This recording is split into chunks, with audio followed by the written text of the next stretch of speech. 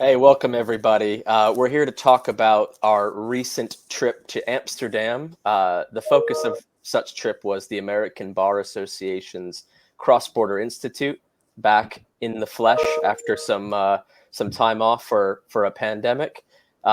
We were overjoyed to see lots of friends and clients and meet new people as well. But we wanted to do a little bit of a rehash of what we learned, some of the anecdotes, some of the takeaways. And to do that, some of my colleagues are joining us here, Dan Regard and Dan Rupprecht. Say hello, gentlemen. Hello, everybody. Hi, everyone. Welcome, gents. So I'll just dive right into it. I mean, I think we could cover off a lot. We could probably talk for hours about some of the issues that we discussed at the conference, during the events, at the lunches, the sort of social events. But maybe we could distill a few things for our listeners. So we talk about cross-border kind of in the abstract. Either of you, maybe you want to take a stab at this. What borders are we talking about exactly? And was there a focus at the event of particular borders? Generally, for cross-border, the challenge has been historically U.S. versus Europe. And it's oftentimes U.S.-based litigation that pulls in additional documentation from European-based parents or subsidiaries. There are obviously a myriad of other examples that can affect cross-border. Europe has established a fairly strong paradigm of having data distinctions for cross-border transfer between European countries that are inside the Union or the economic area, countries that have been approved as meeting their minimally acceptable level of data protection, and countries that have not met those standards. So you could have a conflict between Europe and any country in the world that would have to be assessed. But most of the discussions are between the expansive discovery rules in the US and the more limited data privacy concerns from Europe. Good. Yeah. Any thoughts on that, Mr. Rupprecht? Yeah, I echo exactly what Dan said. And I think this year in particular at the ABA, I was, very pleasantly surprised to hear all the different views from across the different jurisdictions. There is, being an ABA event, a strong focus on the U.S. and the balance of data protection and transfer of documentation to the U.S. jurisdictions. But as Dan pointed out, that's not the only area. It's a lot of different issues that are at play, even on the continent over here and other locations around the world. So I was really struck by the variety that we had and the different perspectives, which is always welcome when we go to these ABA events. Yeah, I would agree. There was a really good European turnout at the event. Of course, lots of Dutch friends and colleagues being in their host city, but lots of other people from Germany and France and neighboring countries. It was a good sort of half US, half European turnout. It was really, really nice. Something else I wanted to bring up, and this goes to you first, probably, Mr. Rupprecht, and I can chime in on this as well. IDS are an international, globally focused data services company with a larger footprint presently in the United States. But as we expand into Europe and successfully work over here, I won't call it an elephant in the room, but Britain and the United Kingdom have left this thing we call the European Union. How does the UK and how are the UK affected by some of these cross-border issues with the rest of the European member states? And how do you kind of foresee that playing out in the future? Very, very good question. And it is something that we think about on a daily basis as we interrogate and investigate data in and around Europe and over to the UK. So we're tracking this very closely.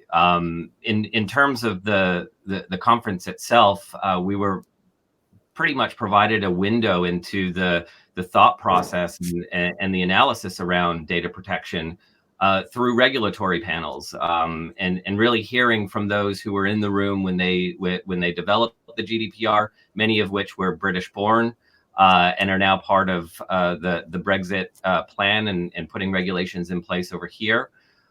So really starting to understand and get an insight into what hurdles are potentially in front of us, and what we've already resolved as we're now 2 to 3 years into the GDPR, or even more.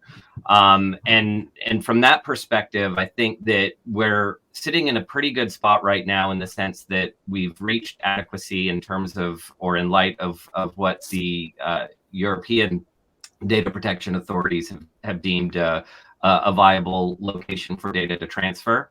But this is temporary, and it's always going to be scrutinized in terms of how the UK is moving forward with its own data protection regimes. One insightful bit of information that we received at the ABA is that there are a number of precedent-setting cases that are coming through, or instances that are coming through, that will shed light on some of these guide rails. But more importantly, there are some regulatory initiatives that are in play in the UK that could affect this. I know that I walked away from the conference with a reading list. I got to do some research based on a lot of the stuff that I heard. That's how I know it was a great conference. You know, that there are things that are in play and wheels turning that require some additional research, and yeah, very informative in terms of the regulatory panel. But what are your guys' thoughts? Well, I think, please go ahead. I think one of the issues here, though, is when I talk to the regulators and other practitioners offline, not necessarily in the sessions, it's the admission, even if it's off the record, that the GDPR as written could not be fully complied with by almost anybody. And so now it's trying to understand, if it's an aspirational target, one has to balance data protection with data usability.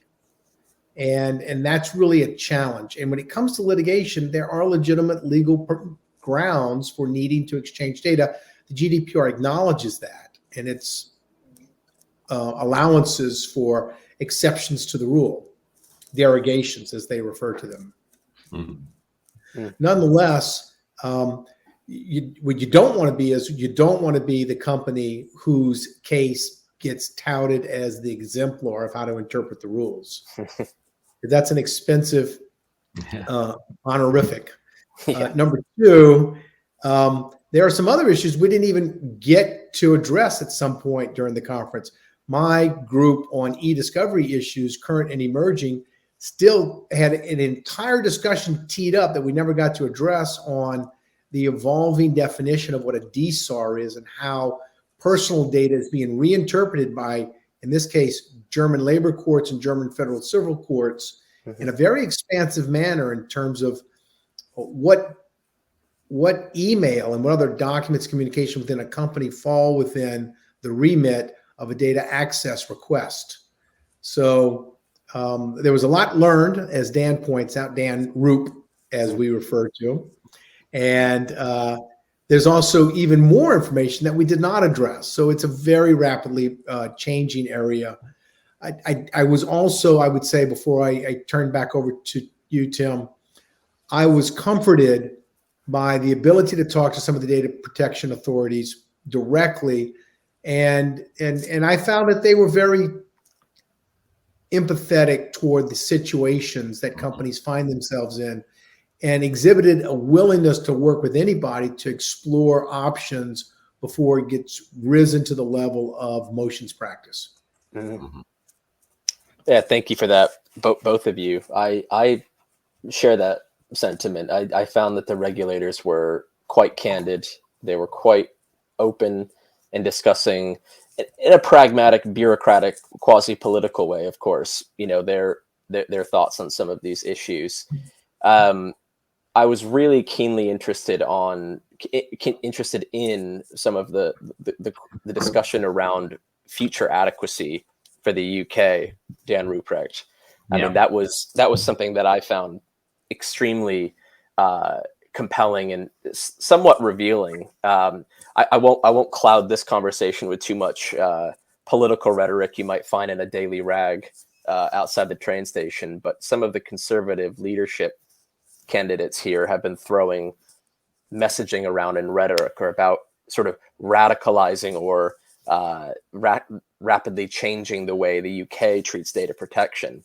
and that of course makes people a little nervous about an adequacy decision with the rest of Europe, and could potentially put the UK in a near sort of American position as a third party transfer state to some extent. But to your point, Dan Rupprecht, I think we've always had some of those concerns here in the UK with the Investigatory Powers Act, GCHQ, the Intelligence Security Services overreach, stuff that happens in France too. The DGSE, the DGSE, NSA in America, they all behave virtually in the same way. It's just a matter of, I think some of this boils down to sovereignty and economics at some point, but we can come on to that in a little bit. I wanted to shift over to you, Mr. Regard, for a more sort of American perspective, since you're carrying the flag over there.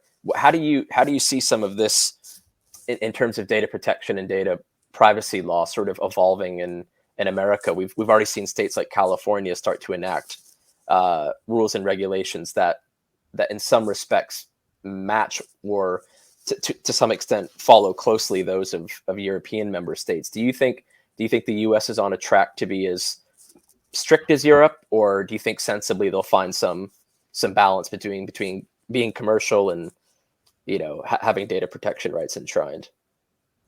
There was some tongue-in-cheek discussion during the conference that America really started this data privacy war with our expansive discovery permit within the legal paradigm, and that Europe responded with its GDPR by basically saying, we're going to write a set of rules that will stymie all American style discovery.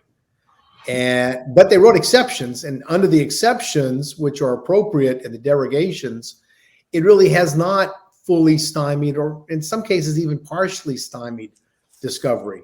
So we speculated that maybe somebody got together in Europe and said, we couldn't stop America's style discovery, so instead of making it stop, we're just going to make it worse. We're going to invent something that makes it 10 times worse. We're going to call those data access requests. And we're going to grant everybody, not only litigants, anybody, the ability to request all sorts of information. And it's going to be completely one-sided. It's going to be all the responsibility of the corporation. And then we're going to export that back to America and show them how we feel about exporting obligations to each other. And in fact, they have exported it. We've adopted it in California. Because of the size of California, economically, geographically, population-wise, and the way they've written their rules, it does affect every single state in the United States to some degree. And there are other states writing similar, or if not identical, access request rights into their own data privacy rules.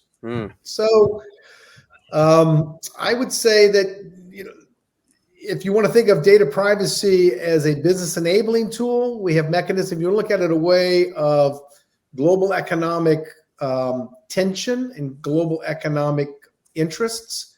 Europe has now exported to the US some very strong obligations that we are now adopting, and it's of concern to a lot of the people who are attending the conference. DSARS, while having really the highest philosophical purposes and grounds, have some really inefficient practical considerations.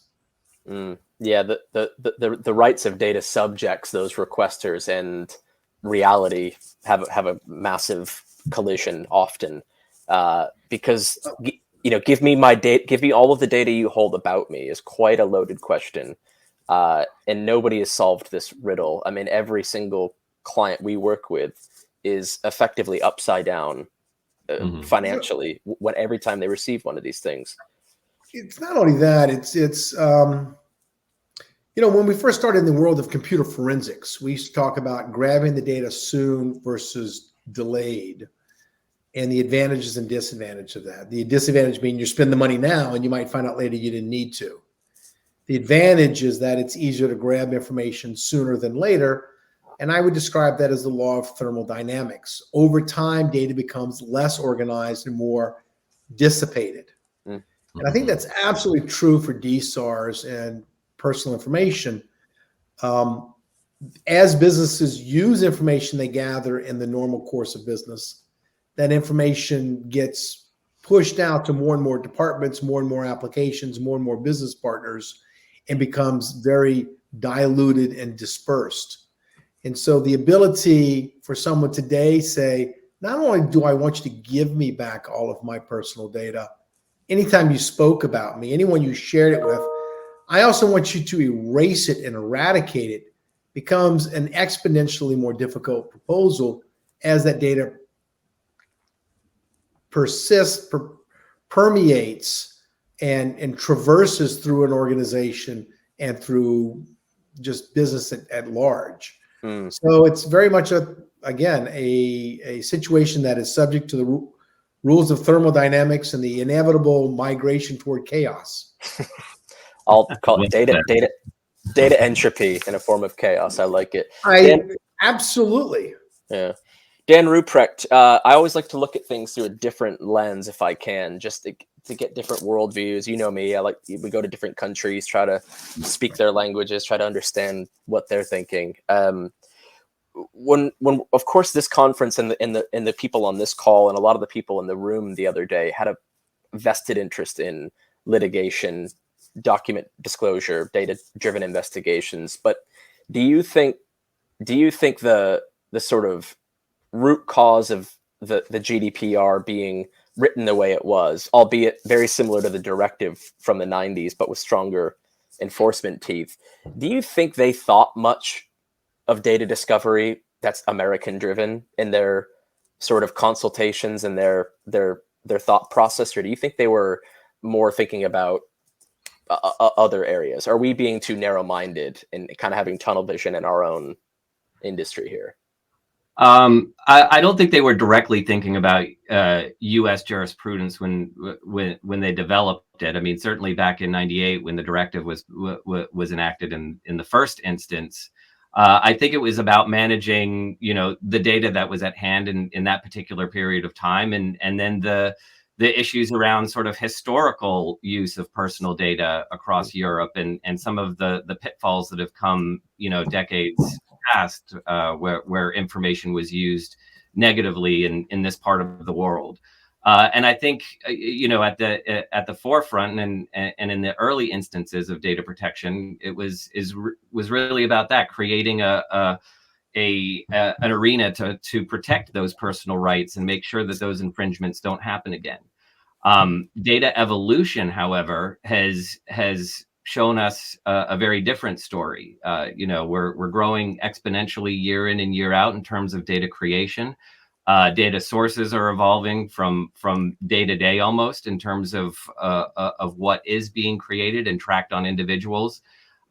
So I don't think that they had that in mind when they were first starting to go down the road of data protection. And again, to Dan's point, it's becoming a wild west in terms of, well, how do you get to that information? When you start asking these hard questions that have very difficult answers, you end up in kind of the situation where we're at right now, where it is a bit vague and it is a bit difficult to understand. And when you start probing, it feels a bit like a rabbit hole. So I think the evolution continues, but no, I don't think it was envisioned at the outset that we would be dealing with it. That said, the GDPR in the last few years have started to contemplate this a little bit more, and I think those various avenues that Dan referred to, how we could do this properly and still get through the data is very much alive within the regulation, and I think it's part of the decision process. One final thought I'll come to before I maybe go to you both and perhaps myself as well for a quick takeaway that we can tack on the end of this. This is a little less focused on privacy and data protection, but Dr. Master Victoria McLeod, who sits on the High Court's bench here in the UK, had a really compelling sort of keynote conversation at the outset of the conference. And one of the areas touched upon was that of extremism, terrorism, and ultimately how misinformation and disinformation kind of commingled as terms. are used in the present state of warfare in Europe. Now, seems a little bit tangential to what we're talking about, but I always, when I was listening to that conversation, I thought immediately of data provenance, the authenticity of information, where it's coming from. Dan Regard, I know this is a sticking point for you. Did you want to make any comments about the sort of provenance of information and how crucial that can be in disclosure exercises and investigations? Well, one of the things that we've worked on at IDS has been a number of cases of establishing or challenging data points of origin and provenance. Establishing that data is legitimate has become a real art, because we've learned that data has a lot of interaction with other systems. And so it's not just the data itself in a vacuum that is authentic or non-authentic. It's also how's the data life cycle been reflected in other secondary and tertiary systems that can confirm or refute the rebuttable presumption of authenticity. The issues related to the larger questions of data privacy are related, because ultimately, in order to enable data privacy, one really needs to be able to track, not necessarily control, but certainly track and document where data travels and which systems data touches. And so the more we know about the life cycle of data, the more we can segregate it and control it for data privacy purposes, the more that we can protect it for data security purposes, the more we can control the way it's used for business and commerce, and the more we can authenticate it for any time there's a question of provenance, whether it's fake or authentic. All of these things, I think, are interrelated to how well do we understand the creation, management, and ultimate disposal of data. And so when Master McLeod spoke about fake news data, actual deep fake videos being used to swing emotions and behaviors in a theater of war, and whether or not digital crimes of this nature would fit under war crimes. And I think the answer she came to was, if it has the effect of violating the spirit of various international treaties, then it fits within the definition of the treaty violations and the treaty penalties. And I find it hard to disagree with that. She laid out a very compelling argument with real significant real world circumstances and consequences. But validating that data, even though it can be done or we can be invalidated, that is oftentimes well beyond the ability of the immediate consumer who sees a deep fake video today and doesn't have the tools or access to the secondary or tertiary sources to do that validation. So her keynote address was illuminating. It was certainly a call to response, a call to attention. I don't want to call it a call to arms because it was about a war, but it was a call for action to understand and address how these issues affect us. And I think it definitely reflects on the core corporate systems we're talking about when it comes to data privacy and data security. Thanks for sharing that, Dan. So, Mr. Rupprecht, a takeaway from the event. Give us your 30-second rundown. Well, we've already touched on it a little bit, but it's one of the reasons why I like the ABA cross-border so much. And really it boils down to the incredible topics and panelists that are on each of the days during the conference and the event. I always walk away with thought-provoking ideas and additional research to really follow up on. You go to many conferences and you end up in echo chambers, whereas I think the ABA, and in particular this year's ABA, had had very strong, insightful panelists that were teaching as much as telling. And I really enjoyed that and really appreciated that from the conference, as I usually do. Mr. Regard. There were some very well-educated practitioners of data privacy there, the DPAs, corporate representatives, individuals within data privacy think tanks. They did not all agree with the interpretation of the current rules, the historical basis for how we got to where we are, or where we should go in the future. This is very much an area in flux. It's very much an area where not only is it in flux, a fairly small community of practitioners can have each their own input, and we can help shape the future of these issues going forward. It's an amazing community to be a part of, and to think that our discussions could actually affect the way a big part of the world will treat data privacy in the next 10 to 20 years. It's also a huge responsibility, and I really appreciated the care and the seriousness with which the people in the room took forward that mandate. Well, great. I won't take up any more of our listeners' time. I want to thank you gentlemen for joining me in this conversation, and bid you all adieu. Thanks very much. Don't forget, you're supposed to have coffee both before and after the caffeinated conversations. So that's right. Enjoy your coffee. It's late in the day. Yeah. Depends on when you are. Yeah, exactly. Thanks, everyone. Thanks, everybody. Bye.